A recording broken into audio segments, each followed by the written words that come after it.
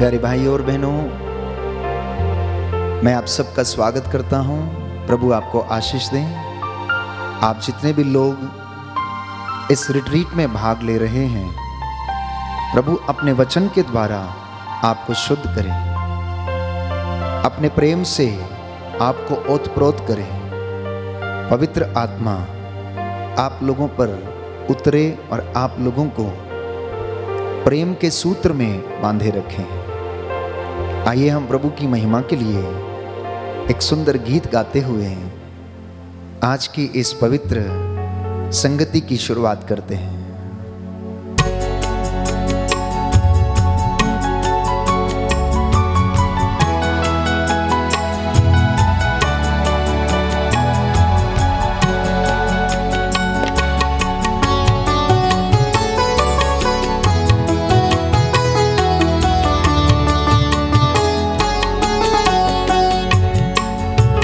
मैं और मेरा घराना यीशु मसीह के साथ चलेगा। मैं और मेरा घराना यीशु मसीह के साथ चलेगा। यीशु मसीह से प्यार करेंगे, यीशु मसीह से बातें करेंगे, यीशु मसीह से प्यार करेंगे, यीशु मसीह से बातें करेंगे। मैं और मेरा घराना।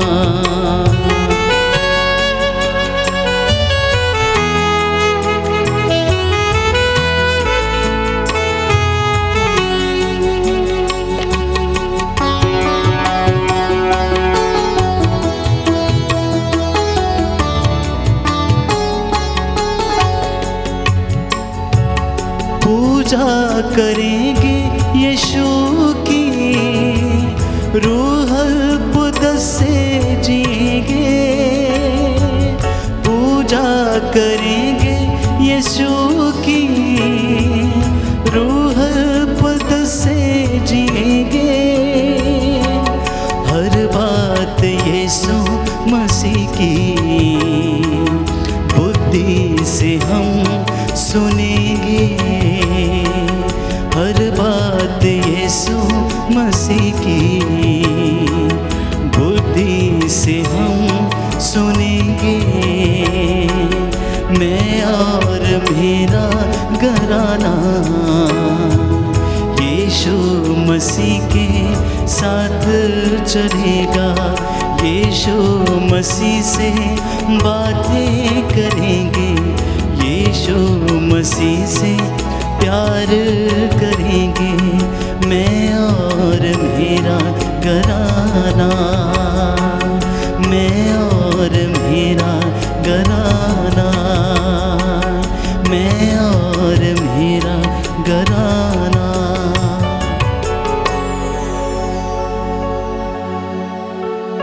प्रियजनों, परिवार प्रेम का केंद्र है,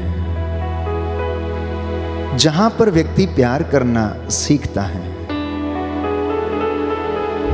परिवार में यदि प्रेम नहीं है तो वो परिवार टूट जाता है, बिखर जाता है। यदि परिवार में प्रेम नहीं है तो उस घर में ईश्वर की उपस्थिति नहीं है। मनुष्य प्रेम के लिए बना है और प्रेम के बिना वो नहीं रह सकता है।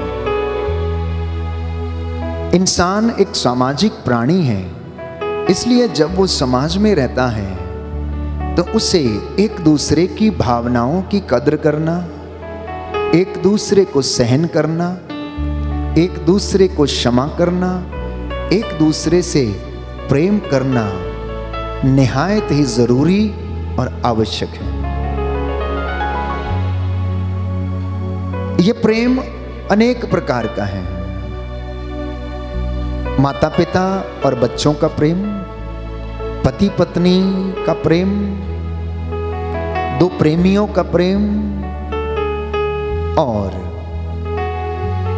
जो भक्त ईश्वर से प्रेम करता है, आध्यात्मिक प्रेम, प्यारे भाइयों और बहनों, प्रेम हमारे जीवन में अनेक स्तर पर हम अनुभव कर सकते हैं। बिना प्रेम के इंसान बिल्कुल भी रह नहीं सकता है, जी नहीं सकता है। और यदि इंसान सच्चा प्रेम करता है तो प्रियजनों उसमें त्याग की आवश्यकता है। जब तक व्यक्ति त्याग नहीं करता है तब तक वहां पर प्रेम उत्पन्न नहीं होता है। यदि वहां पर स्वार्थ है तो वह प्रेम झूठा है। और यह सच्चा प्रेम, त्याग भरा प्रेम ईश्वर से उत्पन्न होता है, क्योंकि बाइबल हमें बताती है कि ईश्वर प्रेम है। यूहन्ना के पहले पत्र अध्याय 4 पद संख्या 7 से 8 में पढ़ते हैं, क्योंकि ईश्वर प्रेम है और प्रेम ईश्वर से उत्पन्न होता है। संत पौलुस प्रेम को परिभाषित करते हैं कुरिन्थियों को लिखते हुए पहले पत्र में अध्याय 13 पद संख्या 4 से 7 में वो कहते हैं कि प्रेम सहनशील है, प्रेम दयालु है, ईर्ष्या नहीं करता, डींग नहीं मार करता, वो लोभी नहीं है, अशोभनीय व्यवहार नहीं करता है, अपना स्वार्थ नहीं खोजता है, वो झुंझलाता नहीं है, बुराई नहीं करता, ना ही बुराई का लेखा रखता है। वो सब कुछ सहन कर लेता है, सब कुछ क्षमा कर देता है, और वह दूसरों के पाप से नहीं, वह सदाचरण से प्रसन्न होता है। प्रेम सब कुछ ढक लेता है, सब कुछ पर विश्वास करता है, सब कुछ की आशा करता है और सब कुछ सह लेता है। मैं समझता हूं कि यदि ये सारे गुण परिवार में और दाम्पत्य जीवन में हैं तो इन परिवारों में लड़ाई झगड़े मनमुटाव नहीं होंगे। ईश्वर का प्रेम उनमें बना रहेगा और परिवार आदर्श परिवार बनेंगे। वहां से पुरोहिताई जीवन के लिए बुलाहटें उत्पन्न होंगी। देश के अच्छे नागरिक बनने के लिए लोग इन परिवारों से निकलेंगे, क्योंकि प्यारे भाइयों और बहनों, परिवार समाज का आईना है, परिवार कलीसिया का आईना है। आपके परिवार को देखकर यह अंदाजा लगाया जा सकता है कि आपकी कलीसिया कैसी है, आपका समाज कैसा है, आपकी कॉलोनी में कैसे लोग व्यतीत करते हैं। ये आपके परिवार को देखकर अंदाजा लगाया जा सकता है। इसलिए किसी ने सच ही कहा है कि समाज का आईना, प्यारे भाइयों और बहनों, परिवार है। तो दाम्पत्य जीवन में प्रेम सामर्थ्य एवं प्रेरणा का स्रोत है। यदि पति पत्नी के भीतर उनके दाम्पत्य जीवन में प्रेम नहीं है तो सब कुछ व्यर्थ है। तो बिना प्रेम के परिवार नहीं बन सकते हैं। तो परिवार का जो ताना बाना जो बुना हुआ रहता है वो प्रेम की धुरी पर बुना हुआ रहता है। मान लीजिए कि यदि दंपति आपस में प्रेम नहीं करते तो अपने बच्चों को वो क्या शिक्षा देंगे। यदि दंपति अपने जीवन में एक दूसरे के साथ लड़ते झगड़ते रहते हैं, स्वार्थ भरी जिंदगी व्यतीत करते हैं, जिसमें पारदर्शिता नहीं है, ट्रांसपेरेंसी नहीं है, आदर नहीं है, सम्मान नहीं है, एक दूसरे के अधीन रहना उन्हें अच्छा नहीं लगता है, तो वो परिवार बिखर जाएगा। तो प्यार अगर उत्पन्न होना है तो परिवार में एक दूसरे को स्वार्थ त्याग कर आत्म त्याग करने की आवश्यकता है। माता पिता को बच्चों को समय देने की आवश्यकता है तो बच्चों को अपने माता पिता का आदर करने की आवश्यकता है। मैं आप सबसे बातें कर रहा हूं, आपके परिवारों से बातें कर रहा हूं। हालांकि आप विद्वान हैं, पढ़े लिखे हैं, अपने परिवार में रोज आप कुछ ऐसी बातों को अनुभव करते हैं जिनसे आपको खुशी मिलती है, और कभी कुछ ऐसी बातें हो जाती हैं जिनसे आपको दुख मिलता है। ईर्ष्या, द्वेष, नाराजगी, नशा, ड्रग्स, किसी तीसरे व्यक्ति की दखल अंदाजी परिवार में आपको कष्ट पहुंचाती हैं, आपको दुख पहुंचा सकती हैं। तो आज के परिवेश में यदि हम झांक कर देखें, आधुनिक जीवन में यदि हम परिवारों की दशा को देखें, तो कई परिवारों में यह प्रेम है, लेकिन अधिकांशतः इन परिवारों से प्रेम गायब हो चुका है। प्रेम की परिभाषा ही बदल चुकी है, और यह प्रेम शारीरिक आकर्षण तक सीमित रह गया है। यह प्रेम शरीर की वासनाओं की तृप्ति तक सीमित रह गया है। इसलिए जब कोई लव मैरिज करता है तो शुरू शुरू में क्या होता है, युवक और युवती जवान हैं, एक दूसरे की सुंदरता के प्रति आकर्षित होने लगते हैं, और वास्तव में वो एक दूसरे की सुंदरता की ओर आकर्षित होकर दाम्पत्य जीवन के प्रणय सूत्र में बंध जाते हैं। लेकिन कुछ समय के बाद, क्योंकि शरीर तो ढलने लगता है, पहले वो पतला था लेकिन अब वो मोटा हो गया है, हो सकता थायराइड की वजह से शरीर में मोटापा आ गया है, तो अब वो शरीर अच्छा नहीं लगता है। क्योंकि प्रेम की शुरुआत शरीर के आकर्षण से हुई थी, इसलिए वहां पर सच्चा प्रेम नहीं है। तो जैसा मैंने कहा, आज के इस आधुनिक युग में प्रेम की परिभाषा बदल चुकी है। यह शरीर के आकर्षण तक सीमित है, शरीर की वासनाओं की तृप्ति तक सीमित है।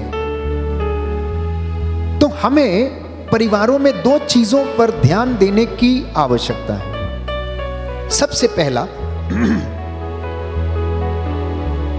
वासना, और दूसरा लैंगिकता, अर्थात लस्ट एवं सेक्सुअलिटी।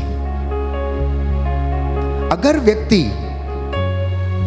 पारिवारिक जीवन में वासना की ओर अधिक आकर्षित है, तो संभवतः उसके परिवार में प्रेम का रिश्ता नहीं बन सकता।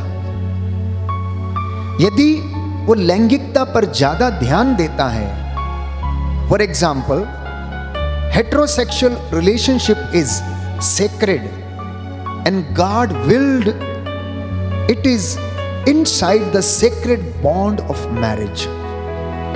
अर्थात हेटेरोसेक्सुअल रिलेशनशिप, पति और पत्नी का प्रेम पवित्र होता है, लेकिन यदि वो विवाहिक रिश्ते से बाहर है तो वह पवित्र नहीं है। क्योंकि यह प्रेम का रिश्ता परमेश्वर की इच्छा के अनुसार बना।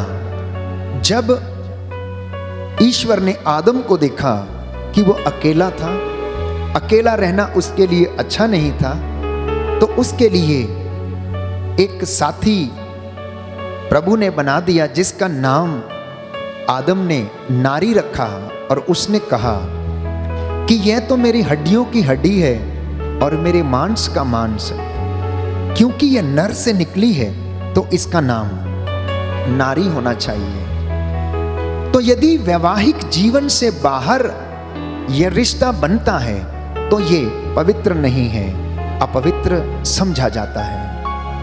जब तक प्रेम वैवाहिक रिश्ते के सूत्र में, प्रणय सूत्र में बंधा है, तब तक ये पवित्र है, अन्यथा नहीं। तो विवाह पति पत्नी दोनों के लिए, प्यारे भाइयों और बहनों, जरूरी है, और दोनों का विवाह के प्रणय सूत्र में रहना आवश्यक है। वैवाहिक जीवन में पति पत्नी एक दूसरे को प्यार करते हैं और शारीरिक संबंधों के द्वारा उस प्रेम को व्यक्त करते हैं, ना कि वासना के द्वारा और ना ही शरीर के आकर्षण के द्वारा, जिसका प्रथम उद्देश्य है संतान की उत्पत्ति। वैवाहिक जीवन का सबसे प्रथम उद्देश्य है संतान की उत्पत्ति, जिसके द्वारा ईश्वर की सृष्टि का कार्य आगे बढ़ता रहे। और यह प्यार निस्वार्थपूर्ण होना चाहिए। इस प्यार में पारदर्शिता का होना अति आवश्यक है, क्योंकि यदि इस जीवन में पारदर्शिता नहीं है, ट्रांसपेरेंसी नहीं है, तो यह रिश्ता सच्चा नहीं है। जैसा मैं कई बार उदाहरण देता हूं कि अगर पति पत्नी दोनों एक दूसरे से सच्चा प्रेम करते हैं, तो फिर एक दूसरे से चीजों को छिपाते क्यों हैं? एक दूसरे से उन बातों को छिपाकर क्यों रखते हैं जिनके द्वारा उनके परिवार में दरार पैदा हो सकती है, चाहे वो उनका रिश्ता हो। और मैं कई बार बात करता हूं मोबाइल की, कि पति पत्नी अपने मोबाइल्स में हर एप्लीकेशन में लॉक लगा कर रखते हैं। अधिकांशतः लोग ऐसा करते हैं। कई पति पत्नी ऐसा नहीं करते, लेकिन अधिकांशतः वो एक दूसरे को अपने मोबाइल को छूने नहीं देते हैं। ये मैंने बहुत लोगों के जीवन में देखा है। एक दूसरे से कहते हैं कि मेरा मोबाइल मत छूना, आप अपना मोबाइल छू लीजिए। तो मैं ये कहता हूं कि अगर आपका प्रेम सच्चा है, अगर आपने सचमुच निस्वार्थ प्रेम किया है, तो यहां पर पारदर्शिता का होना आवश्यक है, जरूरी है। यह जरूरी है कि आप अपने रिश्ते को एक दूसरे के साथ व्यक्त करें, एक दूसरे का आदर करें, एक दूसरे के साथ आप प्रेम व्यवहार से बिना स्वार्थ के एक दूसरे का आदर और सम्मान करें। तो इस प्यार का जीवन संपूर्ण रूप से समर्पित होना चाहिए। अधिकांशतः लोग समर्पित नहीं हो पाते हैं, त्याग नहीं कर पाते हैं। पत्नी बीमार है तो कई बार पति व्यस्त रहता है, क्योंकि वो बाहर जाकर जीविका अर्जित करता है, शाम को थका हारा आता है और घर में बच्चों के लिए और अपने दाम्पत्य जीवन के लिए समय नहीं दे पाता है। तो सबसे पहली जरूरत इंसान को यह है परिवार में कि वह अपने परिवार के प्रति समर्पित रहे। आप दो और आपके दो, आपके माता पिता, आपके इन-लॉज, हर व्यक्ति को त्याग करने की आवश्यकता है। तो ये जो प्रेम आपके दाम्पत्य जीवन में झलकता है, यदि इसमें समर्पण नहीं है, अगर इसमें सैक्रिफाइस नहीं है, तो आप जीवन जीते नहीं, केवल जीवन बिताते हैं। एक बार मैंने एक दंपत्ति से पूछा कि आपका दाम्पत्य जीवन कैसा है? तो वो कहने लगा, फादर जी क्या बताएं, हम जीवन जी नहीं रहे हैं, हम तो केवल जीवन बिता रहे हैं। जीवन जीने में एक अलग मजा है, लेकिन जीवन कट रहा है, बीत रहा है, इसमें कोई मजा नहीं है। जो लोग जीवन को जीना जानते हैं, वो जिंदगी की हर एक परिस्थिति में, चाहे वो कैसी भी हो, चाहे वो पारिवारिक हो या विश्वास की जिंदगी हो, आध्यात्मिकता की जिंदगी हो, वो जानते हैं कि उस जीवन को कैसे आनंद उठाया जा सकता है। तो परिवार में सबसे पहले पारदर्शिता का होना अनिवार्य है। Couple needs to have transparency in their life. Children need to have transparency in their life when they deal and when they relate with their parents. और दूसरी बात, परिवार में प्रार्थना का होना अत्यंत आवश्यक है। जिस घर में प्रार्थना नहीं है, वो घर बिखर जाता है। मदर तेरेसा ने कहा, the family which prays together stays together। जो परिवार एक साथ मिलकर प्रार्थना करता है, एक मेज पर खाता है, वो कभी टूटता नहीं है। लेकिन आधुनिक युग में हम देखते हैं मम्मी कई बार अलग बैठकर खाती है तो पापा कहीं अलग बैठकर खाता है, बेटा अपनी प्लेट लेकर पार्लर में बैठकर खाता है, टीवी के सामने बैठकर खाता है तो बेटी अपने कमरे में बैठकर खाती है। कई परिवारों की ये दुर्दशा है। तो वो परिवार एक नहीं है। जब मन चाहा खा लिया, जब मन चाहा घर में आ गए, तो प्रेम कैसे पनपेगा? प्रेम का पौधा कभी बढ़ नहीं सकता है। अगर आप चाहते हैं कि प्रेम आपके परिवार में बढ़े, आपके जीवन में चंगाई आए, शांति आए, तो पारिवारिक प्रार्थना का होना अत्यंत आवश्यक है। तीसरी बात, माता पिता बच्चों को टाइम दे और बच्चे माता पिता को टाइम दें, अन्यथा कोई तीसरा व्यक्ति इन्हें टाइम देगा और ये प्यारे भाइयों और बहनों अपने जीवन में निराश होकर बिखर जाएंगे। जब कोई तीसरा व्यक्ति इन्हें समय देना शुरू कर देगा तो परिवार में बाधा उत्पन्न होने लगेगी, अनेक प्रकार के मनमुटाव, अनेक प्रकार के शक पैदा होने लगेंगे और रिश्ते हो सकता है अपवित्र हो जाएं।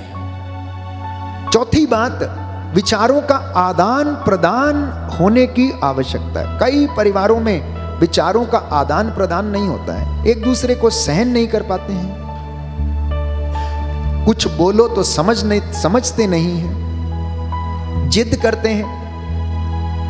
पिता 10,000 रुपए महीना कमाता है और बेटा कहता है कि मुझे 1 लाख की मोटरसाइकिल चाहिए। तो विचारों का आदान प्रदान नहीं है, एक दूसरे को समझते नहीं है, तो कैसे वहां पर शांति बनी रहेगी? पांचवी बात, माता पिता को रोल मॉडल बनने की आवश्यकता है। अगर माता पिता अपने बच्चों के लिए रोल मॉडल बनेंगे, अच्छा जीवन व्यतीत करेंगे, तो आपके बच्चे अन्य लोगों को रोल मॉडल नहीं बनाएंगे। My dear people of God, मेरे प्रियजनों, अगर परिवारों को शुद्ध होना है, चंगे होना है, आदर्श बनना है, तो माता पिता को सर्वप्रथम ये कार्य अपने जीवन में करने की आवश्यकता है, क्योंकि परिवार प्रथम पाठशाला है। Family is the first school, जहां पर बच्चा उठना बैठना बोलना सीखता है। गुड मॉर्निंग, गुड आफ्टरनून, जय यीशु, यीशु की बड़ाई बोलना सीखता है, आदर सम्मान सीखता है, पैर छूना सीखता है, एक दूसरे का आदर करना सीखता है। अब यह निर्भर करता है घर के लोगों पर कि घर के लोग उसे क्या सिखाते हैं। स्कूल तो बच्चा बाद में जाता है, लेकिन सर्वप्रथम हर चीज वो परिवार से सीखता है, जहां बच्चे अच्छाई और बुराई सीखते हैं। संस्कारों का ज्ञान माता पिता उसे प्रदान करते हैं, तो जो संस्कार माता पिता के जीवन में है वही संस्कार बच्चे के जीवन में भी आएंगे। इसलिए माता पिता, आप ये ना समझें कि मेरा बेटा ये काम करे, मेरा बेटा वो काम करे, मेरा बेटा ऐसा करे। आप उससे तमाम अपेक्षाएं रखते हैं, तो इन अपेक्षाओं का होना जरूरी है, लेकिन सबसे पहले आप इन अपेक्षाओं पर खरे उतरें, तब आपका परिवार, प्यारे भाइयों और बहनों, प्रेम में आगे बढ़ सकता है। एक विशेष बात, टीचर अर्थात शिक्षक केवल किताबी ज्ञान देता है और उस किताबी ज्ञान से बच्चा अपनी जीविका अर्जित कर पाता है, लेकिन माता पिता जीवन में आदर्श व्यक्ति बनने का ज्ञान देते हैं। माता पिता जीवन में आदर्श व्यक्ति बनने का ज्ञान देते हैं, उसे संस्कार सिखाते हैं, विश्वास उसमें भरते हैं, उसे आदर्श व्यक्ति बनना सिखाते हैं, सत्य बोलना सिखाते हैं, प्रेम करना सिखाते हैं। ये माता पिता की जिम्मेदारी है। इसलिए जो संतान ईश्वर की ओर से आपको वरदान स्वरूप मिलती है, माता पिता की जिम्मेदारी बनती है कि उन्हें प्रभु के प्रेम में आगे बढ़ाएं, उन्हें प्रभु की महिमा में आप सिखाएं कि प्रभु की महिमा कैसे करनी चाहिए। उन्हें नैतिक शिक्षा, नैतिक मूल्यों, धार्मिक मूल्यों को सिखाने की जिम्मेदारी सबसे पहले माता पिता की है, फिर शिक्षक की और उसके बाद समाज की। तो इस पाठशाला में माता पिता का काम क्या है? बाइबल इसके विषय में बताती है कि इस प्राइमरी स्कूल में माता पिता की जिम्मेदारी है सर्वप्रथम बच्चों को सिखाना। और बाइबल इसके विषय में कहती है, ड्यूट्रोनॉमी चैप्टर 6 वर्स 6 to 7, विधि विवरण ग्रंथ अध्याय 6 पद संख्या 6 से 7, जो शिक्षा मैं आज तुम्हें दे रहा हूं वे तुम्हारे हृदय पर अंकित रहे। तुम उन्हें अपने पुत्रों को अच्छी तरह सिखाओ, घर में बैठते या राह चलते, शाम को लेटते या सुबह उठते समय उनकी चर्चा किया करो। जो शिक्षा प्रभु कहता है मैं तुम्हें दे रहा हूं, इनकी चर्चा तुम अपने घर में किया करो, अपने पुत्र पौत्रों को सिखाओ, ये तुम्हारे हृदय पर अंकित रहें। रास्ते में चलते समय, शाम को लेटते समय, सुबह उठते समय अपने बच्चों के साथ तुम इसकी चर्चा किया करो, और आपका बच्चा कभी भी भटकेगा नहीं, आपका बच्चा कभी भी आपसे दूर नहीं जाएगा, आपका बच्चा आपसे प्रेम करेगा और सदा इस सत्य के रास्ते पर चलेगा। दूसरी जिम्मेदारी पवित्र बाइबल हमें बताती है, सूक्ति ग्रंथ अध्याय 22 पद संख्या 6, कि माता पिता की दूसरी जिम्मेदारी है अपने बच्चों को प्रशिक्षण देना। आप उन्हें बहुत बड़ी बड़ी ट्रेनिंग्स करवाते हैं, लेकिन आप घर में ट्रेनिंग देना भूल जाते हैं, घर में प्रशिक्षित करना भूल जाते हैं। सुनिए ध्यान से बाइबल क्या कहती है, युवक को बचपन से ही सन्मार्ग की शिक्षा दो, वह बुढ़ापे में उससे कभी नहीं भटकेगा। अर्थात अपने बच्चों को बचपन से ही, युवावस्था से ही सन्मार्ग की शिक्षा देना, और बुढ़ापे तक वो उससे कभी नहीं भटकेगा। बुढ़ापे तक कभी उससे वो भटकेगा नहीं, क्योंकि यशायाह नबी लिखता है अध्याय 38 पद संख्या 19 और उसका दूसरा भाग, कि पिता अपने पुत्रों को सत्य प्रतिज्ञता का ज्ञान कराए। क्या करना है? पिता को अपने पुत्रों को और बच्चों को सत्य प्रतिज्ञता का ज्ञान कराने की आवश्यकता है। तीसरी ट्रेनिंग बाइबल हमें बताती है कि माता पिता अपने बच्चों को दें शोक गीत अध्याय 2 पद संख्या 19, उठो रात को चिल्लाओ, पहले पहर अपना हृदय पानी की तरह बहा दो। अपने बच्चों के प्राण बचाने के लिए प्रभु से प्रार्थना करो। माता पिता, अगर आपका बच्चा बुरी संगति में पड़ गया है, अगर वो ड्रग्स में है, नशा लेना शुरू कर दिया, निराश है, तो दंपतियों का, पति पत्नी का, माता का, पिता का कर्तव्य है कि सुबह भोर में उठकर वो त्याग करे, प्रभु से विनती करे, हाथों को उठाते हुए पापों के लिए प्रायश्चित करे। ठीक वैसे जैसे अय्यूब नबी हम पढ़ते हैं अध्याय 1 पद संख्या 5 में, कि वो नित्य प्रतिदिन उठकर अपने बच्चों के लिए वेदी पर बलिदान चढ़ाया करता था। प्रभु से कहता था कि प्रभु मेरे बच्चों को क्षमा करना, जाने अनजाने में रात दावत उड़ाते समय, खाते पीते समय इनसे कोई जघन्य अपराध ना हो गया हो, हे प्रभु इन्हें क्षमा करना।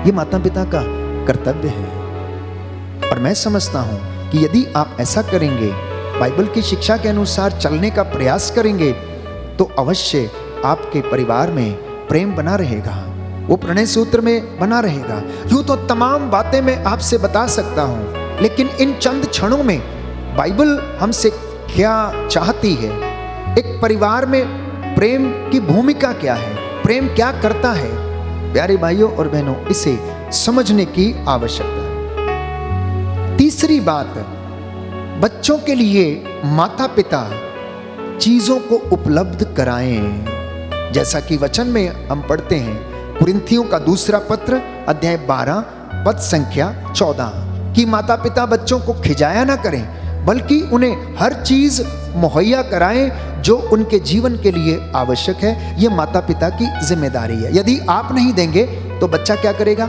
या तो चोरी करेगा, या अपने मित्र से उधार लेगा और बदले में वो किसी न किसी बुरी संगति में फंस जाएगा और अपना जीवन और अपने शरीर की पवित्रता शायद वो खो बैठे। चौथी बात, माता पिता को अगर अपने परिवार को प्रेम में बनाए रखना है,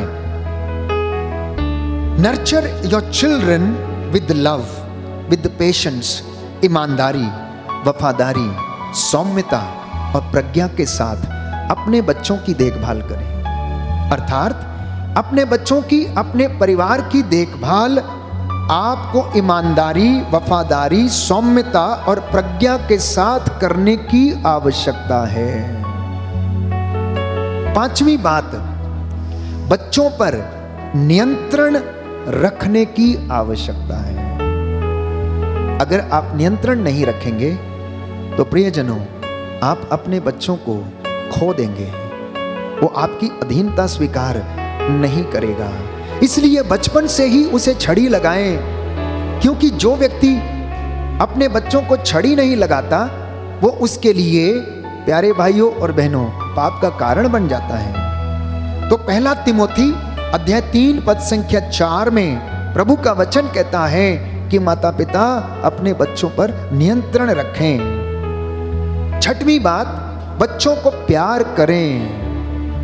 क्या करें? बच्चों को प्यार करें। प्यार करना जरूरी है, लेकिन डांटना भी जरूरी है। जब आप उन्हें प्यार करेंगे और डांटेंगे भी तो आप उनसे प्रेम करते हैं, आप उनके दुश्मन नहीं हैं। हर माँ बाप चाहता है कि उसका बच्चा अच्छे कार्य करे, अच्छे नंबरों से पास होए, उनका नाम रोशन करे। तो इसके लिए प्यारे भाइयों और बहनों, उन्हें ट्रेनिंग की आवश्यकता है। आप अपने बच्चे को मिलिट्री ट्रेनिंग के लिए भेजते हैं, पायलट की ट्रेनिंग के लिए भेजते हैं, आर्मी की ट्रेनिंग के लिए भेजते हैं। वहां पर उनको कैसे अनुशासित करने के लिए कितनी ट्रेनिंग दी जाती है जानते हैं आप? जहां पर उन्हें चोटें भी लगती हैं और वो कभी भी अपने अनुशासन से पीछे नहीं हटते हैं। जिंदगी भर एक मिलिट्री मैन, एक आर्मी मैन अपने जीवन में उस अनुशासन को भूलता नहीं। वो सुबह 4 बजे उठता है, अपनी दिनचर्या को करने के बाद पूजा पाठ करता है और दिन भर के कामों को करता है। लेकिन जिस व्यक्ति को ट्रेनिंग नहीं दिया गया हो, तो प्यारे भाइयों और बहनों, वो क्या करेगा? बच्चों को प्रशिक्षण देने की आवश्यकता है। यदि आप चाहते हैं कि आपके बच्चों से आपको प्रेम मिले, आपको सहायता मिले, तो उन्हें ट्रेनिंग की आवश्यकता है, बच्चों को सुधारने की आवश्यकता है। सूक्ति ग्रंथ अध्याय 13 पद संख्या 24, जो छड़ी नहीं लगाता वो अपने पुत्र का शत्रु है। जो माँ बाप अपने बच्चों को छड़ी नहीं लगाते वो अपने बच्चों के शत्रु हैं। जो पुत्र को प्यार करता है, बाइबल बताती है कि वह दंड देने से नहीं हिचकता। इसलिए ये दंड बचपन में देना, बड़े होने के बाद नहीं। पौधा एक बार बड़ा हो गया, अगर आप उसको सीधा करने की कोशिश करते हैं तो वो टूट जाता है। बचपन से ही बच्चे को सन्मार्ग की शिक्षा देना।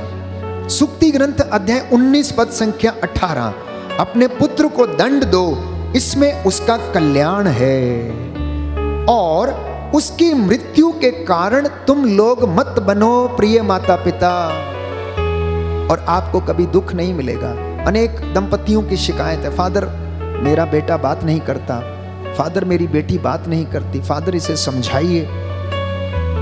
दोस्तों के साथ बुरी संगति में है, क्योंकि बचपन से आपने उसे कभी समझाया नहीं। बचपन में ही उसे आपने बिना लगाम के घोड़े की तरह छोड़ दिया। बाइबल हमें बताती है कि घोड़े को नियंत्रण करने के लिए उसके मुंह में लगाम डालनी पड़ती है, और जब वो ट्रेन हो जाता है तो वो अपनी दिशा पर चलता है। वैसे ही प्यारे भाइयों और बहनों, हमारे जीवन में माता पिता को अपने बच्चों को प्रशिक्षण देने की आवश्यकता है। सूक्ति ग्रंथ अध्याय 22 पद संख्या 15, नवयुवक के हृदय में जो मूर्खता घर कर गई उसे अनुशासन की लाठी निकाल देगी। देखिए सुंदर वचन है कि अगर युवक और युवती के जीवन में, मन में, दिमाग में मूर्खता घर कर गई है, तो उसे अनुशासन की लाठी जो है वो निकाल देगी और उस बच्चे का जीवन सुधर जाएगा और जीवन में वो धोखा नहीं खाएगा। Book of proverbs chapter 23 verse 13, युवक को दंड देने से मत हिचको, छड़ी लगाने से वो मरेगा नहीं परंतु उसका जीवन सुधर जाएगा, उसका जीवन बन जाएगा। इसके साथ ही बच्चों को इंस्ट्रक्शन देने की आवश्यकता है।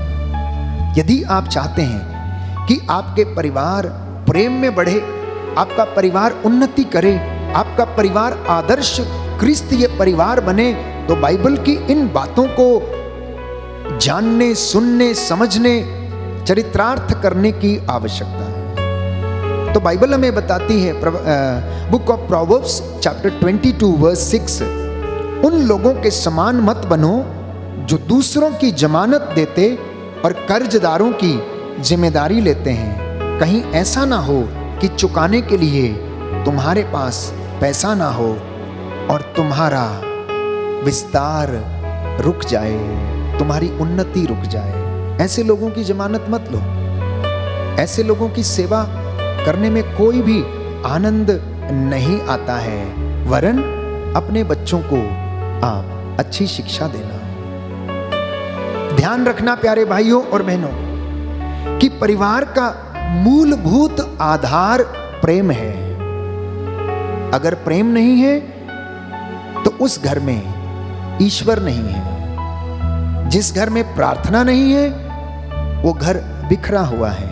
वहां पर लोग अलग अलग स्वार्थपरता का जीवन बिताते हैं। उनकी भाषा कैसी होती है? ये मेरा है, ये तेरा है, तुम इतना कमाते हो, मैं इतना कमाता हूं। उनकी भाषा में हमारा शब्द नहीं है प्यारे भाई और बहनों। इसलिए आज के बाद ये तेरा मेरा छोड़कर सब लोग हमारा कहना सीखें कि ये हमारा है। पति पत्नी में तेरा मेरा नहीं, हमारा शब्द का इस्तेमाल होने की आवश्यकता। और जब आप ऐसा करेंगे तो खुद ब खुद आपका परिवार प्यारे भाइयों और बहनों आदर्श मसीही परिवार बनेगा और इस परिवार के रिश्ते को विवाहिक रिश्ता पवित्र करता है। तो पति पत्नी का रिश्ता आपसी संबंध, सामंजस्य अर्थात आपसी तालमेल, यौन इच्छाओं की पूर्ति, संतान उत्पन्न करना, ये प्यारे भाइयों और बहनों परिवार के उद्देश्य हैं। ईश्वर ने वैवाहिक रिश्ता इसीलिए बनाया ताकि इंसान व्यभिचार से दूर रहे। व्यभिचार की आशंका के कारण समाज में यह रिश्ते का होना अनिवार्य है, अन्यथा व्यभिचार को कोई रोक नहीं सकता है। इसलिए पति पत्नी में यह रिश्ता पवित्र होना चाहिए। तो संत पौलुस कुरिन्थियों के पहले पत्र अध्याय 7 में हमें बताता है कि व्यभिचार की आशंका के कारण हर पुरुष अपनी पत्नी के प्रति अपने कर्तव्यों का पालन करे और स्त्री अपने पति के प्रति। तो विवाह संस्कार स्वयं ईश्वर के द्वारा बनाया गया है, यह मनुष्य के द्वारा नहीं बनाया गया। प्रथम विवाह उत्पत्ति ग्रंथ में हम पढ़ते हैं कि परमेश्वर ने आदम और हवा के बीच में करवाया। सृष्टि का कार्य जिसके द्वारा आगे बढ़ता रहे, इसलिए प्रभु ने उनसे कहा फलो फूलो और पृथ्वी पर फैल जाओ और उसे अपने अधीन कर लो। उत्पत्ति ग्रंथ अध्याय 1 पद संख्या 28। इस तरह मनुष्य अपने माता पिता को छोड़ता है और अपनी पत्नी के साथ एक हो जाता, और अब वो दो नहीं परंतु एक शरीर एक आत्मा हो जाते हैं और उस प्रेम की अभिव्यक्ति को व्यक्त करते हैं। स्त्री एवं पुरुष दोनों एक समान हैं, परंतु दोनों में अंतर है। मनुष्य यदि प्रदाता है तो स्त्री सहायक है। मनुष्य रक्षा करने वाला है तो स्त्री शिक्षा देने वाली, लालन पालन करने वाली, तालीम देने वाली है, पोषण करने वाली है, परवरिश करने वाली है। इंसान पुरुष अगर दिमाग से संचालित है तो स्त्री हृदय से संचालित है। पुरुष यदि असंवेदनशील है तो स्त्री बहुत ही ज्यादा संवेदनशील है, अर्थात इमोशनल है। If man is not emotional, the woman is very much emotional. वो अपने हृदय से काम लेती है। पुरुष कई बार दिमाग से काम लेता है तो स्त्री हृदय से काम लेती है। लेकिन दोनों एक दूसरे के पूरक हैं। Both are complementary to each other. एक दूसरे के बिना दोनों अधूरे हैं और गाड़ी के दो पहियों के जैसे हैं, जिसमें एक में अगर हवा कम है तो गाड़ी का बैलेंस खराब होने लगता। ठीक वैसे ही प्रियजनों, अगर पति पत्नी में थोड़ा बहुत भी कमी है, घटी है, तो उन दोनों में पारिवारिक रिश्ते में बैलेंस नहीं बनता है। मैं अनेक बार लोगों से कहता हूं, विशेष तौर पर दंपतियों से, कि वैवाहिक जीवन की असली शुरुआत 50 वर्ष की उम्र के बाद होती है। उसके पहले तो यूं ही हंस खेल के लोग जीवन बिता देते हैं। बच्चों का पालन पोषण करना, उनको अच्छी नौकरियों दिलाना, अच्छे पदों पर उन्हें पदस्थ करना, और जब बच्चे अपनी अपनी नौकरी मिल जाती है, शादी हो जाती है, घर छोड़कर चले जाते हैं, जब पति पत्नी अकेले रह जाते हैं, तब उन्हें पता लगता है कि उनके वैवाहिक जीवन का मोल क्या है। एक दूसरे की संगति के लिए तरसते हैं, अकेलापन महसूस करते हैं, तब उन्हें पता लगता है कि वास्तव में दाम्पत्य जीवन का अर्थ क्या है। आप अपने आप से पूछ के देखिए, जिनकी उम्र लगभग 60 वर्ष हो गई है, कि आप कितनी बार अपने आप को अधूरा महसूस करते हैं। जब आपके बच्चे, आपकी बेटी, आपका बेटा, आपके नाती पोते आपसे दूर रहते हैं, घर में आप दोनों रहते हैं, तो आपको कैसा महसूस होता है। तो विवाह संस्कार की आशीष जो हमें मिलती है, उससे हमें एकता की कृपा मिलती है। We get the grace of unity in the sacrament of marriage. उसी के साथ जिम्मेदारी की कृपा मिलती है, इसी के साथ चंगाई की कृपा मिलती है, और इसी के साथ फलने फूलने और धरती पर फैलने की कृपा मिलती है। इसलिए आप लोग सावधान रहना, क्योंकि शैतान इस रिश्ते को भंग कर सकता है, और वो दहाड़ते हुए शेर के समान विचरता फिरता है, कब किसको फाड़ खाए, मार डाले और आपके रिश्ते को खराब कर दे। आपकी छोटी सी दाखबारी, आपका परिवार, इसे बचाकर रखना, जागते रहना, ताकि कोई व्यक्ति इसमें आकर जंगली बीज बोकर ना चला जाए, जिससे कि आपके घर में रिश्ते अपवित्र हो जाएं।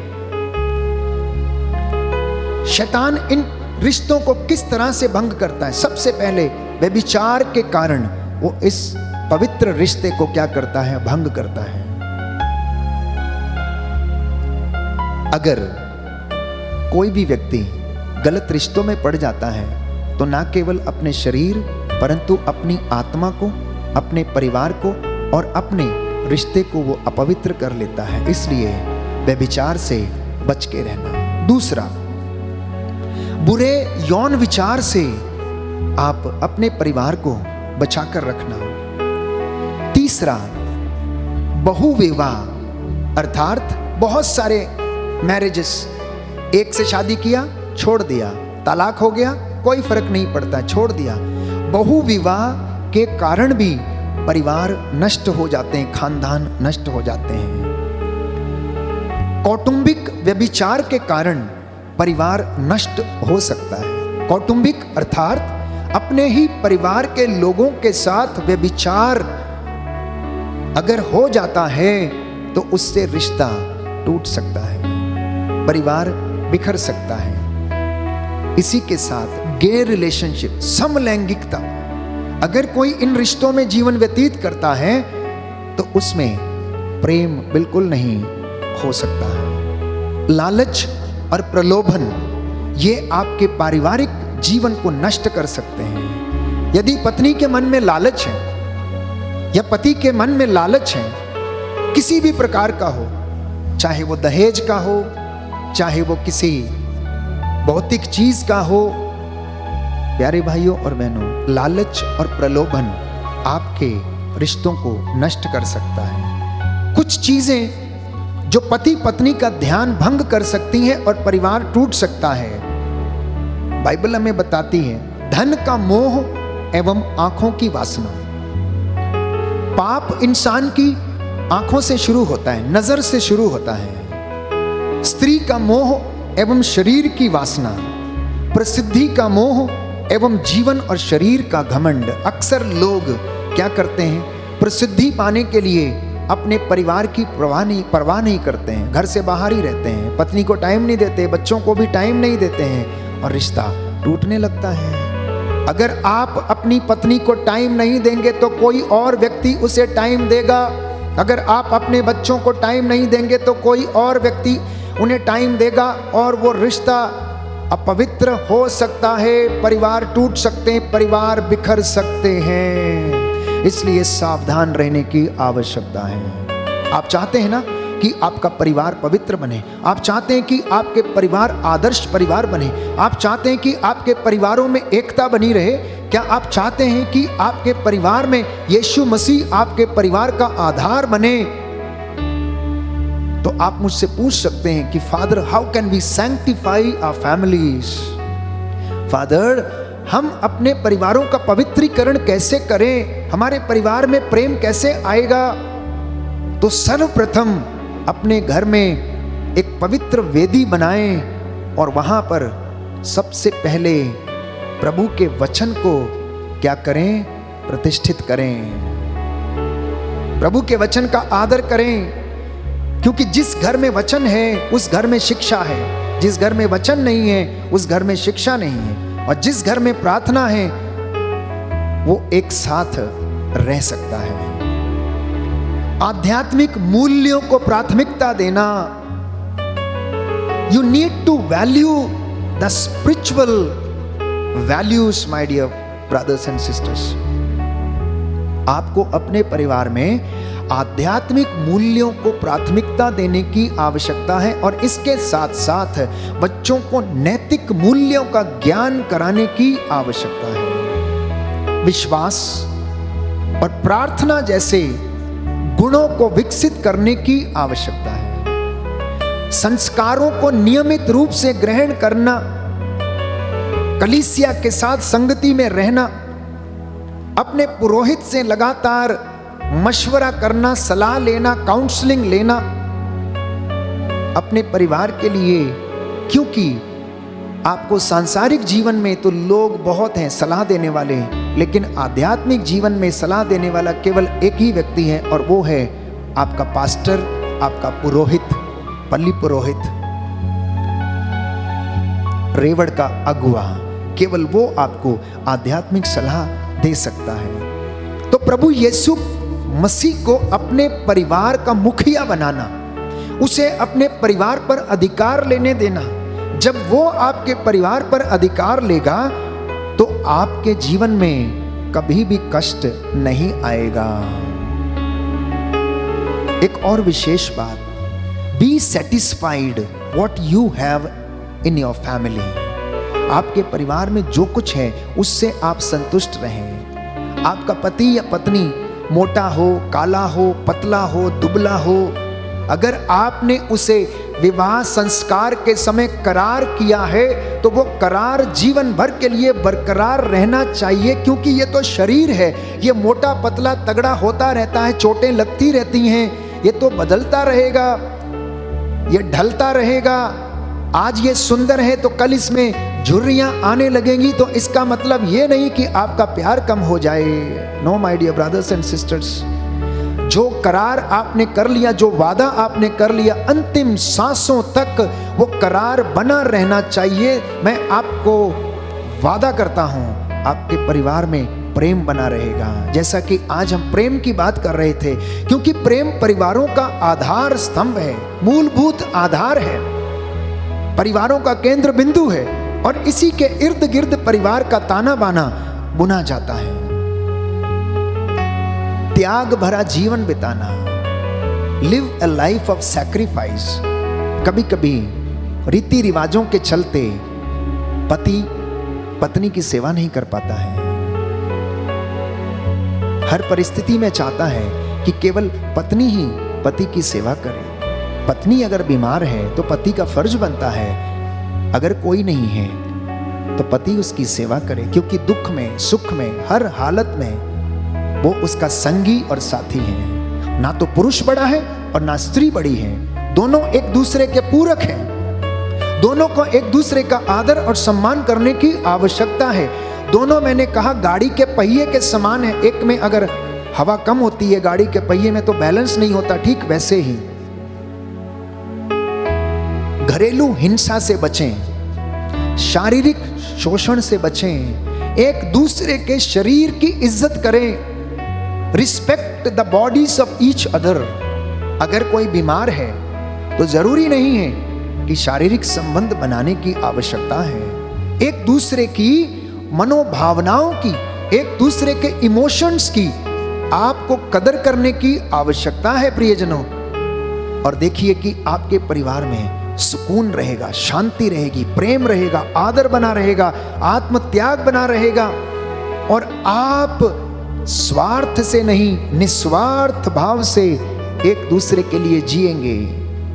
इसलिए त्याग भरा जीवन जीना, आदर सम्मान एवं सेवा भाव के साथ जीवन जीना, एक दूसरे को पवित्र करने वाला प्यार प्रदर्शित करना, अपवित्र करने वाला नहीं।